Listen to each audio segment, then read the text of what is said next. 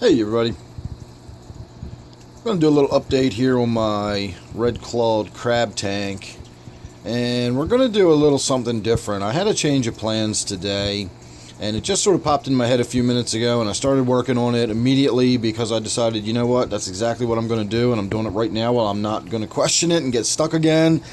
And so I started tearing the tank apart, and one of the things I found when I opened it up was not a dead crab, but the sloughed shell of one of the little crabs, if we can ever focus here. So that's just a sloughed shell. It's not a dead crab. So at least one of them is still in there and doing okay. And I saw a couple others when I pulled the top off, so I know I still have at least a few crabs in there.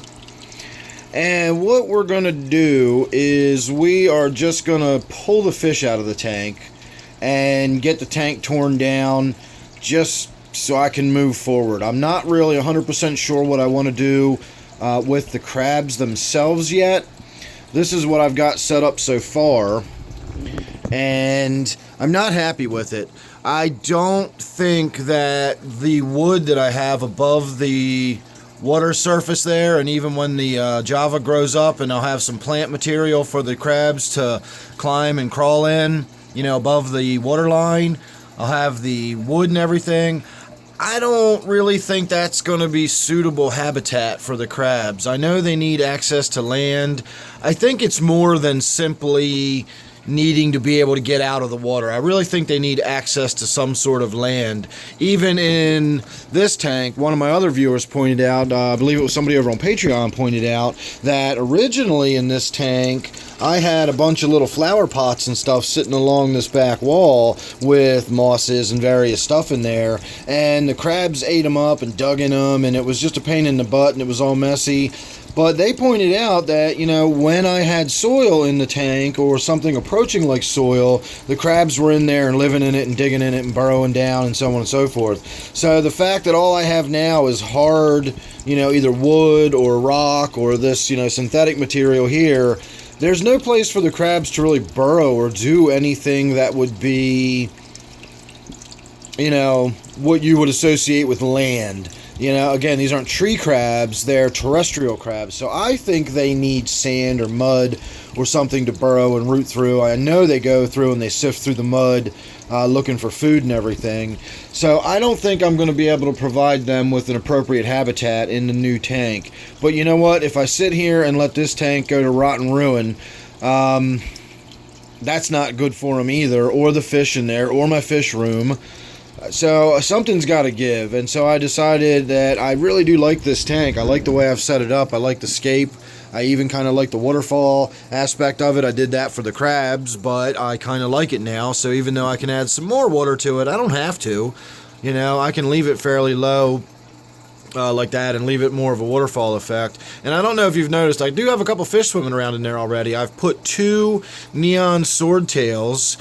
When I was at the Big Chain Pet Store a few weeks ago, they were on sale for $1 a piece, and they had 3 male neon swordtails, and I seldom see the neon, you know, the neon swordtails at all. And when I do, it's just the females, and a female swordtail is, for all intents and purposes, a platy. You know, so if you're going to get the swordtails, you got to get the male, or it's no sense in getting a swordtail because it doesn't even, you know, you don't get that sword on the tail. So I wound up getting 3 of them, and I put 2 in this tank. You can see one right there, dead center of the screen, swimming towards us, and you can see that long tail on it right there. That was a good look at it. So really cool looking fish.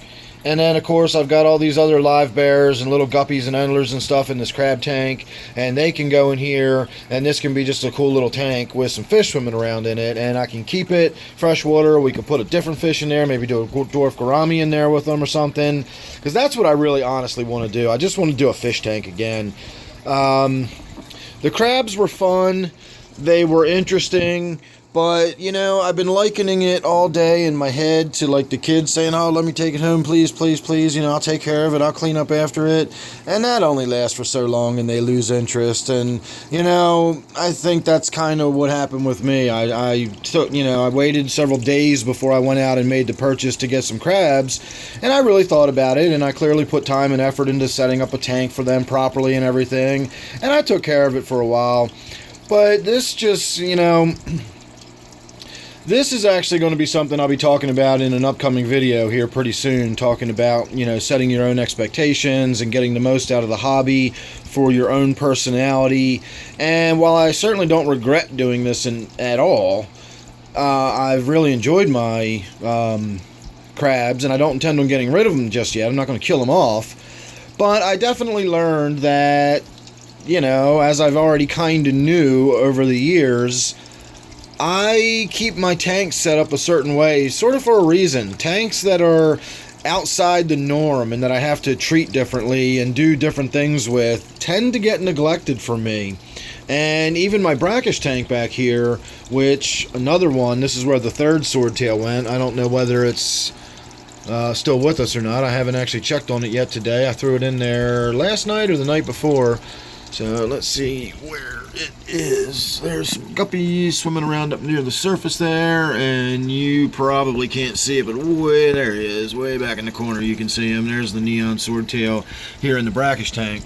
So even this Brackish tank gets far less treatment. As much as I love Butterbean, as fascinating as he is, and as much as I'm emotionally attached to him, this tank requires doing different stuff. I've got to prepare water. I have to keep it in a reservoir, you know, get it ready the day before I do water changes. And, you know, you can call me lazy or whatever you want. That's fine. But that's the way I keep fish. That kind of stuff falls through the cracks with me. I'm not good at keeping track of stuff. I set my tanks up with fairly durable fish and, you know, easy maintenance stuff. And, you know, most of my tanks could be very easily just called beginner tanks, you know. And I set them up that way for that reason. I know I lose track of time, and then when I got to go through the hassle doing this extra thing or that extra thing, you know. And so long and short, I just kind of have sort of run my course with the crabs, and, you know, I really just want to put a fish tank back in that corner and get something set up and going. So tonight the fish are coming out of here. The tank is getting broken down, but I'm not cruel. I'm not just going to throw those crabs in a tank that's unsuitable for them. I've got this tank sitting here. I've got some 10 gallons in the other room. I think what I'm probably going to do is wind up just making a small 10-gallon tank with a little bit of water and some sandy gravel in the bottom and a few rocks, and make it as much land as water. And I'll just stick it somewhere. Those crabs don't live terribly long. I've already had them over a year, and they'll be able to live out their lives in a small tank just for them, even if I got to set it on the floor somewhere. And it's, you know, I mean, look at the way I've been doing this. How long has this been sitting here in the middle of my floor like that? For weeks and weeks and weeks. It isn't going to kill me to set up a little 10-gallon tank and, you know, put it somewhere. I don't know, whatever. I'll do something, but I'll get those crabs out of there, and they'll be in some kind of habitat that's a little more suitable for them, and all the fish will be out of there, and we'll be in a habitat where we can actually see them. And this tank will be out of the middle of my floor, and I can actually start working on cleaning up the disaster area that is my fish room. And I was going to show it to you for a minute, but I decided not to. It's a real train wreck at the moment. So there's your video for the evening. I'm just going to kind of get back to it. I had the music on, was kind of getting into it, just going to get my groove on. But once I found that little slough shell in there, I wanted to get that on video. I know that I have one very special little fan of this tank, Duncan. So anytime I'm ever in here doing anything, you know, serious like this, I always like to try to get it on video, because I know he likes this tank, and he has a cool little crab tank of his own and was inspired by this one. So that always makes me happy. So hopefully he will have gotten to see this.